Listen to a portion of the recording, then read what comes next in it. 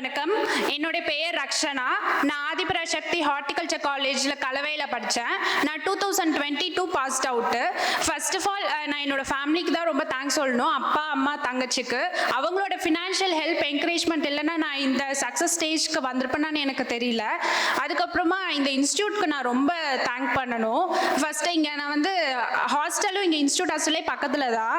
இந்த இன்ஸ்டியூட் ஹாஸ்டலில் இருக்கிறத விட நான் ஸ்டடியால் இருந்தது தான் ரொம்ப நேரம். அதுக்கப்புறம் என் லேபு, டெஸ்ட்டு, அப்பப்போ ராஜா சார் கிளாஸில் வந்து மோட்டிவேட் பண்ணுவார். அது வந்து ரொம்ப என்கரேஜ்மெண்ட்டாக இருக்கும். நான் வந்துட்டு 2022 பாஸ்ட் அவுட்டு. ஃபஸ்ட் இயரில் வந்துட்டு ப்ரிலிம்ஸ் எழுதுனேன், பாஸ் ஆகிட்டேன். அதுக்கப்புறம் மெயின்ஸ் வந்து எனக்கு ஒரு கைடன்ஸ் இல்லாமல் நான் போனதுனால எனக்கு எப்படி படிக்கணும்னே தெரியல. அதுக்கப்புறம் செகண்ட் இயர் பொதுவாக அக்ரி ஸ்டூடெண்ட்னாவே வந்து ஜென்ரல் பேங்கிங் போகிறதா இல்லை எஸ்ஓ போகிறதான்னு கொஞ்சம் கன்ஃபியூஷன் இருக்கும் சில பேருக்கு. எனக்கும் அப்படி தான் இருந்தது. ரெண்டுமே நான் படிச்சும் போது அதுக்கப்புறம் இது ஜென்ரல் பேங்கிங்லேயும் கொஞ்சம் மெயின்ஸ் வரைக்கும் நான் போனேன். எஸ்ஓக்கும் நான் படிக்கும் போது இன்டர்வியூ வரைக்கும் போகும்போது ஒரு 7 மார்க்ஸ் டிஃப்ரென்ஸில் எனக்கு வந்துட்டு கிடைக்கல. அதுக்கப்புறமா ஃபுல் ஃப்ளெஜ்டாக வந்துட்டு எஸ்ஓக்கு ப்ரிப்பேர் பண்ணேன். அதுக்கப்புறம் லாஸ்ட்டாக தேர்ட் அட்டம்ப்டில் நான் கிளியர் பண்ணிட்டேன். அதுக்கப்புறம் என்னோட ஃபேமிலி பார்த்தீங்கன்னா, என்னோட ரிலேஷன், சரௌண்டிங்ஸ் எல்லாருமே வந்துட்டு எதுக்கு இது இந்த மாதிரி பொம்பளை பிள்ளைங்களாம் படிக்க வைக்கிறீங்க, உடனே கல்யாணம் பண்ணி கொடுக்க வேண்டியதானே அப்படின்னு எவ்வளவோ பேர் எங்கள் அப்பா அம்மா கிட்ட சொல்லியிருக்காங்க. அதையும் தாண்டி வந்துட்டு எங்கள் அப்பா அம்மா வந்து என்னை படிக்க வச்சுருக்காங்க. நான் ரொம்ப தேங்க் பண்ணிக்கணும். கொஞ்ச நாள் இங்கே நான் வந்து 2.5 இயர்ஸ் ஆயிடுச்சு. ஒரு 1.5 இயர்ஸ் வந்துட்டு என்னை ஃப்ரீயாக விட்டுட்டாங்க. அப்புறம் எங்கள் வீட்லேயுமே எனக்கு வந்து கொஞ்சம் மேரேஜ் ப்ரெஷராக இருந்தது.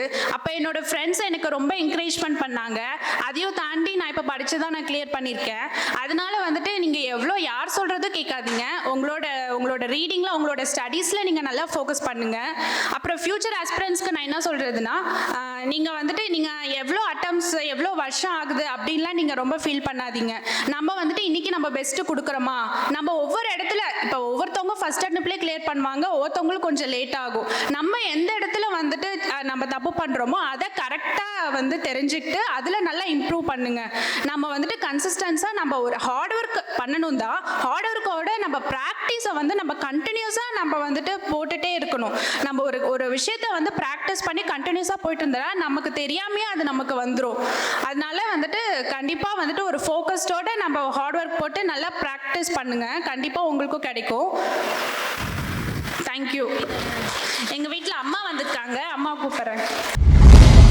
சுரேஷ் IAS அகாடமி, வெற்றியின் முகம்.